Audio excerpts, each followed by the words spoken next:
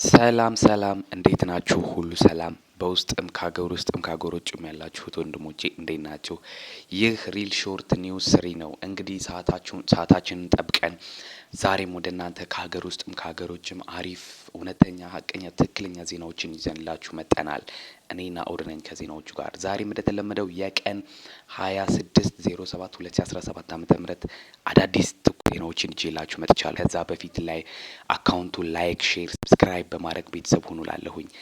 አስተያየት ሀሳብ ካላችሁ ኮሜንት ላይ ያስቀምጡልን እላለሁኝ። እንዲሁም ሼር የምናደርግላችሁ ሀሳብ ካለም ዲስክሪፕሽን ላይ የቴሌግራም አካውንት ሪል ሾርት ኒውስ ስሪ ቢ ነውና እዛ ጋር አስቀምጥላችሁ እዛ እየገባችሁ ማስቀመጥ ትችላላችሁ። ሰብስክራይብ ላይክ ሼር በማድረግ ተባበሩን፣ አካውንታችን እናሳድግላለሁኝ። መልካም ወደ ዜናዎቹ እገባለሁ። በመጀመሪያም አሜሪካ ኢትዮጵያውያንን ወደ ፓናማ አባረረች። አሜሪካ ኢትዮጵያውያንን አባረረች። ተባረዋል እየተባሉ ኢትዮጵያውያንም በፓናማ ይገኛሉ ተብሏል። እነዚህ ዜጎች አጣብቂኝ ውስጥ ስለ መግባታቸውም ተሰምቷል። ኢትዮጵያውያኑን ጨምሮ ሌሎች ከአፍሪካና ከእዚያ ሀገራት እየሄዱ ስደተኞች አሁን በላቲን አሜሪካዊዋ ሀገር ፓናማ በሆቴል ውስጥ እንዳይወጡ ተዘግቶባቸውም ይገኛል ተብሏል።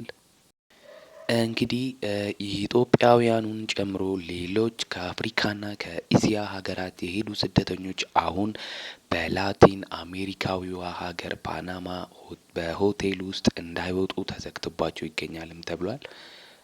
እነዚሁ ስደተኞች ዜጎች ከአሜሪካ ወደ ፓናማ ከተባረሩ በኋላ ስለ ቀጣይ እጣ ፋንታቸው እስካሁን ምንም የሚያውቁት ነገር እንደሌለ አለመኖሩን ታውቋል።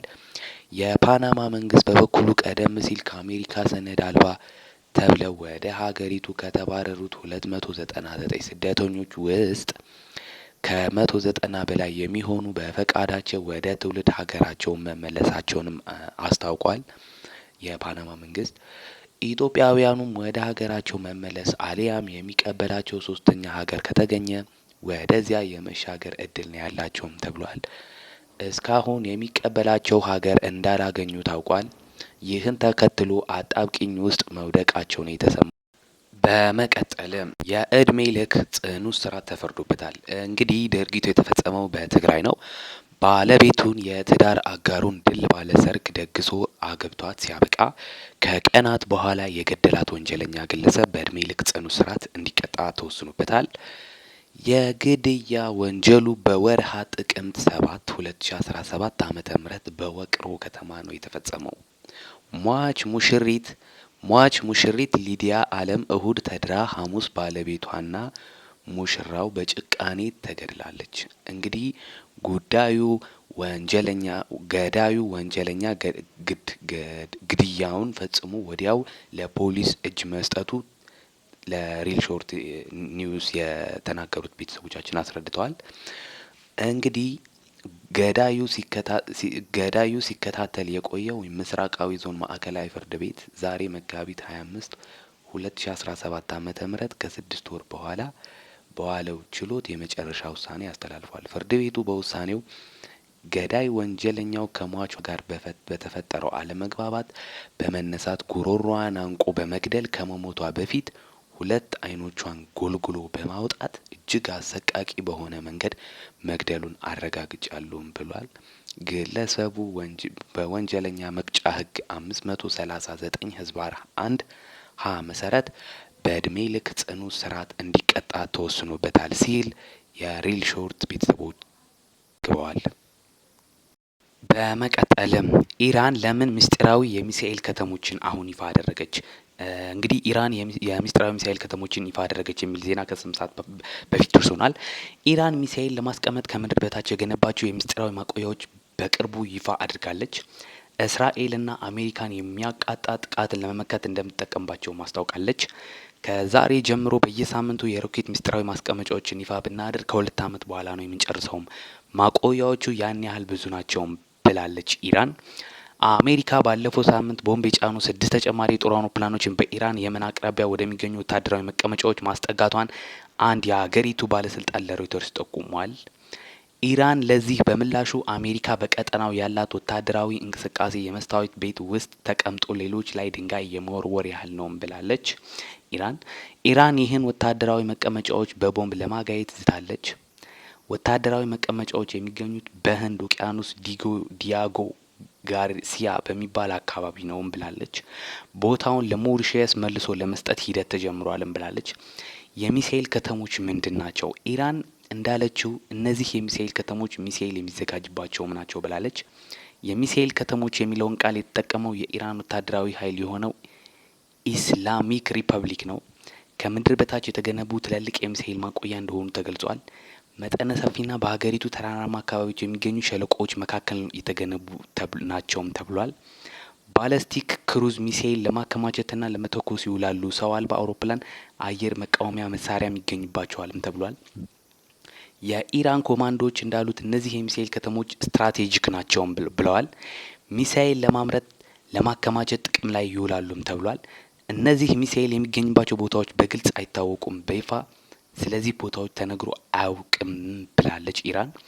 ኢራን ወታደራዊ ዘብ አየር ኃይል ኮማንደር የሆኑት ብርጋዴር ጄኔራል አሚር አሊ ሀጂዝዳህ ከሀገሪቱ ብሔራዊ ቴሌቪዥን ጣቢያ አይቢ ጋር ባደረጉት ቆይታ ባለስቲክ ሚሳኤል አጥፍቶ ጠፊ ሰው አልባ አውሮፕላን ክምችት ያለበትን የሚሳኤል ከተማ በቪዲዮም አሳይተዋል። በመቀጠል ፕሬዚዳንት ኦፍ ዩናይትድ ስቴትስ ኦፍ አሜሪካ መረጃው እንዳወጣው ከሆነ ትራምፕ ኢትዮጵያን ጨምሮ 100 ሀገራት ላይ ታሪፍ ጣሉ። እንግዲህ ፕሬዚዳንት ዶናልድ ትራምፕ ኢትዮጵያን ጨምሮ 100 ገደማ ሀገራት ወደ አሜሪካ በሚልኳቸው ሸቀጦች ላይ ታሪፍ ጣሉ። ትራምፕ ረቡዕ መጋቢት 24 2017 ዓ.ም ይፋ ያደረገው ታሪፍ ከሁለተኛው ዓለም ጦርነት ወዲህ ትልቁ የዓለም አቀፍ ንግድ ለውጥ ነው ተብሏል። ትራምፕ በሀገሪቱ ላይ የጣሉት መነሻ ታሪፍ ምጣኔ 10 በመቶ ነው። ይህ ታሪፍ መጠን ለምርጫ ቅስቀሳ ባደረጉ ጊዜ የእቅዳቸው አካል አድርገው ከተጠቀሱት ቁጥር ጋር ተመሳሳይ ነውም ብለዋል። የአሜሪካ መንግስት ወደ ሀገሪቱ ምርቶችን የሚልኩ 60 ሀገሮች የለየላቸው አጥፊዎች የሚል መደብ ውስጥ አካትተዋል። በዚህ መደብ ውስጥ የተካተቱት የአውሮፓ ህብረት፣ ቻይና ለተከለከሉት ፍትሐዊ ያልሆነ የንግድ ፖሊሲ ምክንያት ከፍተኛ የታሪፍ ጣኔ እንደሚጣልባቸው ትራምፕ ተናግረዋል። እንደ ዋይት ሀውስ ገለጻ 10 በመቶ የታሪፍ ምጣኔ በተጣለባቸው ሀገራት ላይ እርምጃው ተግባራዊ መሆን የሚጀምረው ከመጪው ቅዳሜ መጋቢት 27 2017 ዓ.ም ጀምሮ እንደሆነም ተገልጿል። ከፍተኛ የታሪፍ የተጣለባቸው የአንዳንድ ሀገራት ላይ ውሳኔው ተፈጻሚ መሆን የሚጀምረው ከሚቀጥለው ሳምንት ሚያዝያ 1 ጀምሮ መሆኑም ተገልጿል። ኢትዮጵያ በዚህ ታሪፍ ላይ ምን ምን ተጽዕኖ አላት የሚለውን እናያለን። 2014 ዓመተ ምህረት ጀምሮ የተወሰኑ አገራት ምርቶቻቸውን ከቀረጥ ከታሪፍ ነጻ በመሆን ወደ አሜሪካ ገበያ እንዲያስገቡ ከሚፈቅደው የአግዋ እድል ተጠቃሚነት ወጪ የተደረገችው ኢትዮጵያ በትራምፕ ታሪፍ የተጣለባቸው ሀገራት ዝርዝር ውስጥ እንደተካተተች ፎርብስ ያወጣው መረጃ ያመለክታል። በኢትዮጵያ የተጣለው ታሪፍ ምጣኔ 10 በመቶ ሲሆን በዚህም መሰረት አዲስ አበባ ከመጪው ቅዳሜ ጀምሮ ወደ አሜሪካ የሚላኩ ምርቶች ተጨማሪ ታሪፍ ይጠብቃቸዋልም ተብሏል። ትራምፕ ኢትዮጵያ ላይ የጣሉት 10 በመቶ ታሪፍ በሁሉም ሀገራት ላይ ያስቀመጡት የታሪፍ መነሻ ምጣኔ ቤዝላይን ታሪፍ ነውም ተብሏል። ኢትዮጵያ በአውሮፓውያኑ 2024 465.8 ሚሊዮን ዶላር የሚያወጣ ምርት ወደ አሜሪካ መላኳ የሀገሪቱ መንግስት መረጃ ያመለክታል። ኢትዮጵያ ወደ አሜሪካ ከምትልካቸው ምርቶች ውስጥ ዋነኛዎቹ ቡናን፣ ጨርቃ ጨርቅ ውጤቶች እንደሆኑ መረጃዎች ያመለክታሉ። ኢትዮጵያ ባለፈው የአውሮፓውያኑ አመት ወደ አሜሪካ የላከችው ምርት ከ2023 ጋር ሲነጻጸን የ24.4 ሚሊዮን ዶላር ቅናሽ ታይቶበታልም ተብሏል። ይህ አይነቱ ወደ አሜሪካ የሚላክ ምርት ቅናሽ ኢትዮጵያ ከአጎዋ እድል ተጠቃሚነት ከታገደችም በኋላ በተለይም በጨርቃ ጨርቅ ምርቶች የወጪ ንግድ ላይ ታይቶ እንደነበር በገንዘብ ሚኒስቴር ድረገጽ ላይ የወጣው አንድ ጥናት አሳይቷል።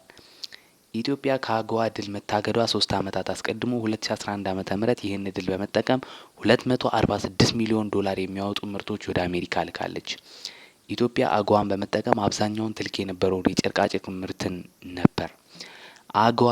የአጎዋ እግድ በኢትዮጵያ ንግድ ላይ ያስከተለው ንዝረት ላይ እና የተገኙት ምርቶች በተመለከተ ጥናት እንደሚያመለክተው በ2014 ዓመተ ምህረት ኢትዮጵያ ካመረተችው አጠቃላይ የጨርቃ ጨርቅ ምርቶች ውስጥ 62 በመቶ የተላከው ወደ አሜሪካ ነበር። 2015 ዓመተ ምህረት የተካሄደው ጥናት እንደሚያሳየው ኢትዮጵያ ከአጎዋ መታገዷን ተከትሎ እድል ሲጠቀሙ የነበሩ 63 በመቶ ጨርቃ ጨርቅ አምራቾች ወደ አሜሪካ የላኩት ምርት ቀንሷል። 39 በመቶ አምራቾች ደግሞ ሰራተኞቻቸውን አሰናብተዋል። የትግራይ ጦርነትን ተከትሎ መንግስት በፈጸማቸው ሰብአዊ ጥሰቶች ምክንያት የኢትዮጵያ ከአጎዋ ድል ውጪ ከተደረገች በኋላ ለ3 ተከታታይ ዓመታት ወደ እድሉ ተጠቃሚነት መመለስ አልቻለችም። በተጨማሪም ኢትዮጵያን ከሚያዋስኑ 6 ሀገራት ውስጥ 5ቱ ፕሬዝዳንት ዶናልድ ትራምፕ የታሪፍ ቡጢም አርፎባቸዋል። በአሜሪካ ታሪፍ ያልተጣለባት ብቸኛዋ የኢትዮጵያ ጎረቤት ሀገር ሶማሊያ ነች። ጎረቤት ሀገር ኬንያ፣ ኤርትራ፣ ጅቡቲ፣ ሱዳን እና ደቡብ ሱዳን የተጣለባቸው ታሪፍ ምጣኔ ከኢትዮጵያ ጋር ተመሳሳይ 10 በመቶ ነው። ግብጽም በተመሳሳይ 10 በመቶ ቀረጥ ተጥሎባታል። በመቀጠልም ሃንጋሪ የኔታንያሁን ጉብኝት ተከትሎ ከዓለም አቀፍ የወንጀል ፍርድ ቤት እንደምትወጣ አስታወቀች። እንግዲህ የሃንጋሪ መንግስት ከዓለም አቀፍ የወንጀለኞች ፍርድ ቤት ለመውጣት መወሰኑን አስታውቋል። በሃንጋሪው ጠቅላይ ሚኒስትር ቪክቶር ኦርባን መንግስት ውስጥ ከፍተኛ የባለስልጣን የሆኑት ግሪልግሊ ጉሊያስ ይህንን ውሳኔ ይፋ ያደረጉት በዓለም አቀፍ የወንጀለኞች ፍርድ ቤት የእስር ማዘዣ የወጣባቸው የእስራኤል ጠቅላይ ሚኒስትር ቤንያሚን ኔታንያሁ ለመንግስታዊ ጉብኝት ወደ ሀገሪቱ ከገቡ ከሰዓታት በኋላ ነው። የጠቅላይ ሚኒስቴሩ ጽህፈት ቤት ኃላፊ የሆኑት ግሪልግሊ በማህበራዊ ትስስር ገጻቸው ባሰፈሩት አጭር ጽሁፍ ሃንጋሪ ከዓለም አቀፍ የወንጀለኞች ፍርድ ቤት ትወጣለችም ብለዋል። መንግስት ህገ መንግስታዊና ዓለም አቀፍ የህግ ማዕቀፎችን በመከተል ሐሙስ እለት ከፍርድ ቤቱ አባልነት የመውጣት ሂደቱን ይጀምራል ሲሉ የሀገሪቱ መንግስት ውሳኔ አስታውቋል። የሀገሪቱ ጠቅላይ ሚኒስትር ኦርባን ለኔታንያሁ ጉብኝት ግብዣ ያቀረቡት የእስራኤሉ ጠቅላይ ሚኒስትር ህዳር ወር ላይ ማዘዣ እንደወጣባቸው ነበር። ኦርባን የፍርድ ቤቱ ውሳኔ በሀገሪቱ ውስጥ ምንም ተፈጻሚነት እንደማይኖረው ተናግረው ነበር።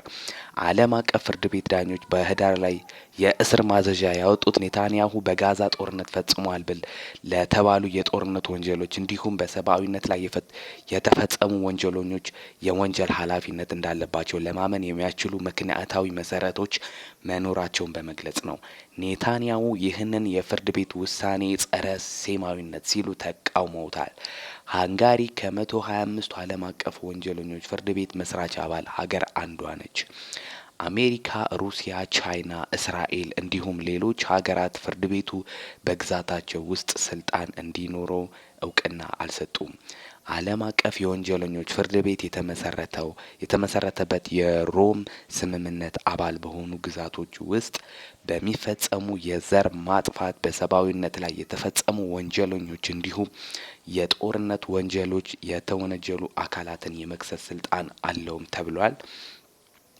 እስራኤል ዓለም አቀፍ የወንጀለኞች ፍርድ ቤት በግዛቷ ውስጥ ስልጣን አትቀበልም። ይሁን እንጂ ፍርድ ቤቱ እንደ አውሮፓውያን አቆጣጠር በ2021 ባሳለፍነው ውሳኔ በወረራ ስር ባለው ዌስት ባንክ፣ ምስራቃዊ ኢየሩሳሌም እና ጋዛ ስልጣን እንዳለው ገልጿል።